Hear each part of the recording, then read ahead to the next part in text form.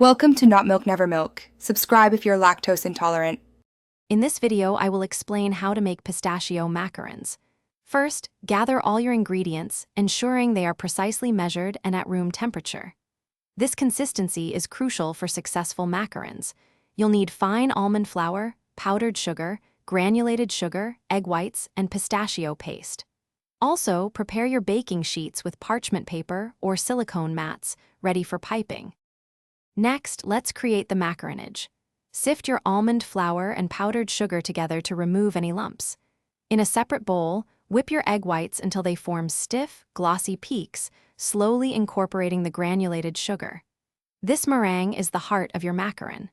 Carefully fold the dry ingredients into the meringue, achieving that perfect lava-like consistency, which is key for smooth shells. Now it's time for piping. Transfer your macaronage into a piping bag fitted with a round tip. Pipe uniform circles onto your prepared baking sheets, leaving a small space between each. Once piped, firmly tap the baking sheets on your counter a few times to release any air bubbles. This prevents cracking.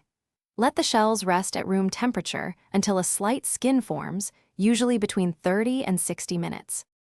Finally, baking and filling. Preheat your oven and bake the macarons until they develop their characteristic feet and are firm to the touch. Once baked, let them cool completely on the baking sheets before carefully peeling them off. This prevents breakage. For the filling, a rich pistachio buttercream or ganache works wonderfully. You can find a link to a great book about money, The Simple Path to Wealth, and other deals in the description below. Sandwich your cooled shells with the filling and enjoy your homemade pistachio macarons. Thanks for watching. If this was helpful, leave a like and consider subscribing. See you next time.